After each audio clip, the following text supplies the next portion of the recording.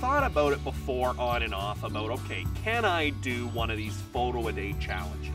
So, you know, this is about December the 26th we're talking. I remember I was at my in-laws, you know, it was Christmas, we were having our Christmas celebration.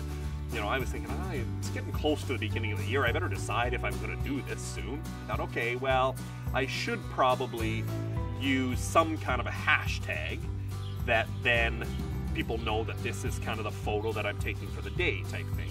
And for whatever reason, Farm 365 kind of came into my head. And when I started doing it, the intention was that at the end of the year, then you'd search that hashtag and you'd see my pictures, and just my pictures, and you could look through them and see them, and, you know, wouldn't that be great? You know, all of a sudden it became kind of this quite popular idea, which still blows me away that, you know, a farmer pulls out his phone and takes a picture is national news, but it was for whatever reason. And, you know, it was really neat to see that people were actually interested in what was going on the farm. And I think that, you know, I'd been posting pictures for years before posting. Lots of other people post pictures of what they're doing on the farm.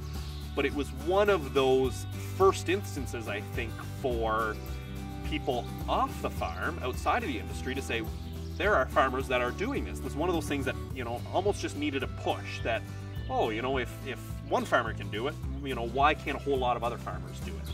And, you know, so right off the bat, January 1st, there were a lot of other farmers that were, you know, saying, you know, we're gonna post what we're doing on our farm too.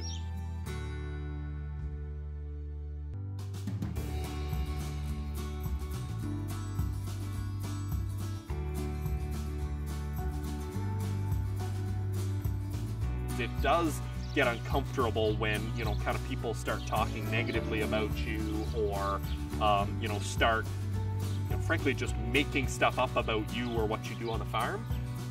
That it is easy to just, you know, kind of go back to work. But we wanted to make sure that, you know, they didn't come out ahead, or they didn't think that if some other farmer wanted to be an advocate, that they could just talk loudly and put you down, that would work, and, you know, you'd disappear and then they wouldn't have to worry about you anymore. So we obviously continued posting. We got lots of support from other farmers.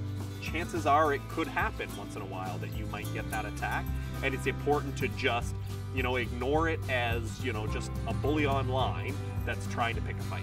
So, you know, pretend they don't exist. If you need to, you know, block them if they, you know, get really harassing, and, you know, kind of move on and, you know, look after the people that actually want to know what's going on the farm. Some of their questions may still be uncomfortable questions. They still may deal with some of those, you know, misconceptions that the activist has kind of gotten them to think exist.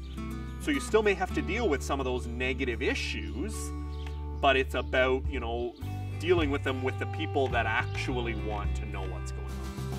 I think that, you know, we as an industry probably need to get away a little bit from that, what are we going to tell you, and instead say, okay, you know, what are your concerns? What are your issues?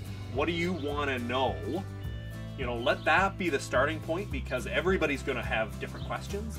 If we don't do it ourselves, nobody else is going to be an advocate for us.